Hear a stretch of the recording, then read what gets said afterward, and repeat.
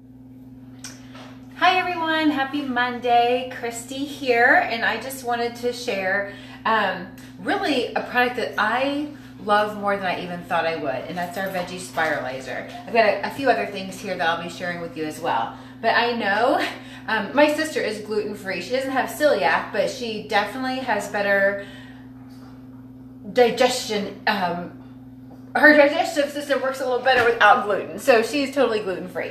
And I'll tell you what, this has been one of those products that, like I said, I use more than I thought I would. And I love veggie noodles more than I thought I would too. So I'm going to show you a couple things. First of all, your Veggie Spiralizer has a base, and you'll line it up with the arrows. There's some arrows at the back that show you where to line it up. There are 3 blades that come with your Spiralizer. One is the ribbon blade that I'm going to show you with my potatoes. It's just right here in the base, okay?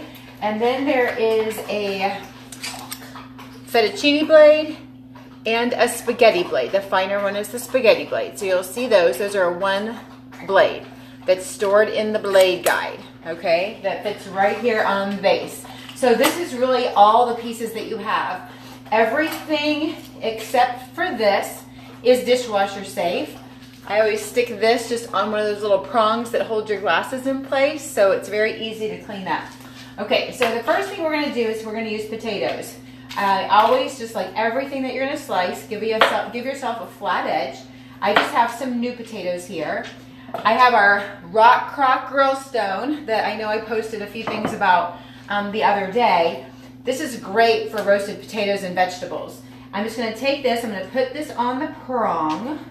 Actually, I'm going to take the round end, put it on the prong. I'm going to take my flat edge, and that's what's going to be spiked. And when I say spike, you can see the prongs that really give that a good fit. Now, I'm just going to go around, and like I said, this is the ribbon blade. So this will be the blade that just gives you the bigger cuts. I will also put a PDF on the event, so it has lots of recipes.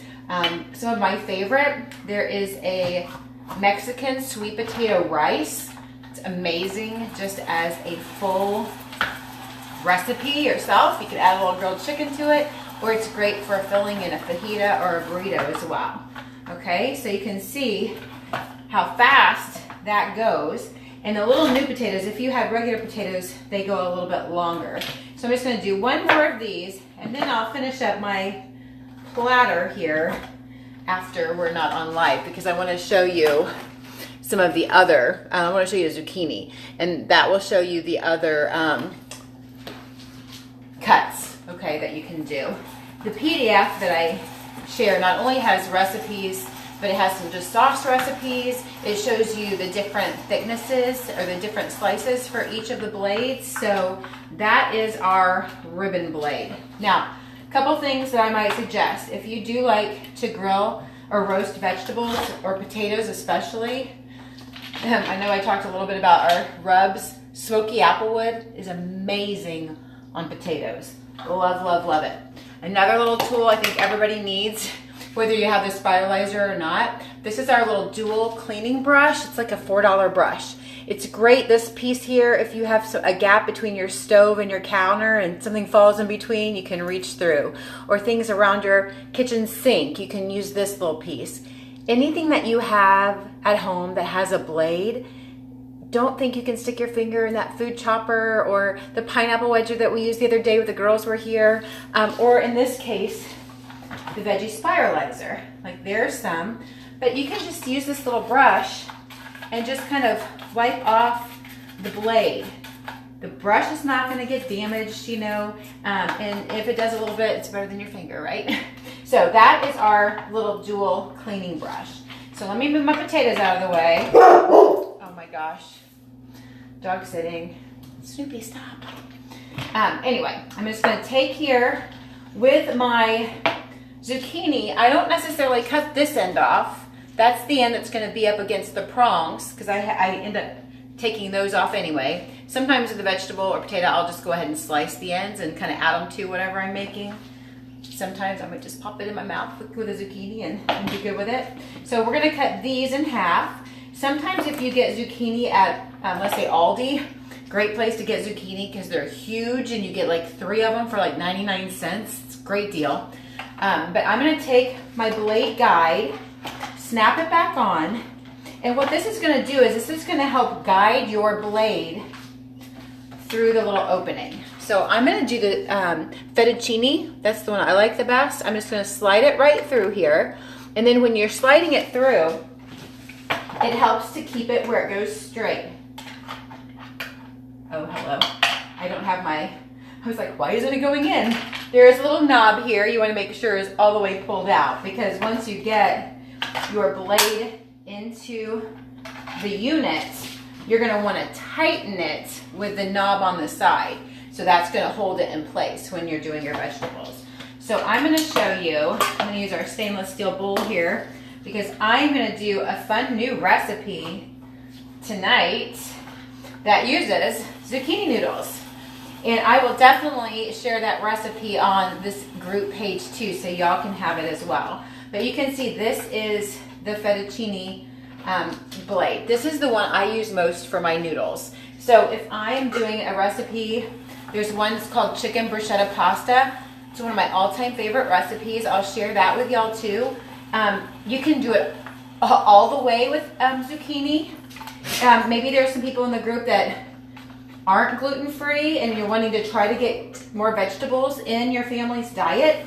You can totally do some pasta and kind of mix the pasta. Mix the pasta with your veggie noodles, and then that helps to kind of ease your family into. You can do that chicken bruschetta recipe with gluten-free noodles too. I like it just with a little bit of zucchini noodles. Now, I'm sure some of you have seen the zoodles that you can buy at produce stores.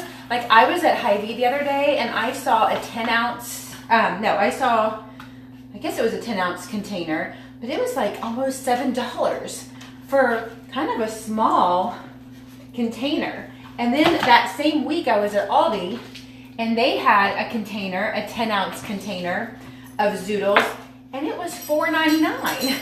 And I was like, oh my goodness. I looked over and I saw 3 ginormous zucchini at Aldi for 99 cents. And I did a little comparison. I came home and 1.5 of those zucchini made about 12 ounces of zoodles for 99 cents. So much more affordable. So anyway, you can see these are just smaller zucchini that I had gotten at Walmart, and just 1.5 of these zucchini. Look how much pasta I have. I mean, that's at least lunch for 2 people. Maybe even dinner for 2 people. So anyway, just wanted to let you guys know about the Veggie Spiralizer. I'm gonna flip this over. I want you to see the difference between the spaghetti and the fettuccine blade. I don't have another Veggie Spiralizer. I've never had another Veggie Spiralizer. I've heard a lot about Veggie Spiralizers, about kind of what a pain they are. You're trying to keep them horizontal and trying to work against gravity, whereas with ours, you're kind of working with gravity. So now I've got our spaghetti blade in, and you saw how fast it took to change that blade, right? Now, these are just so fine.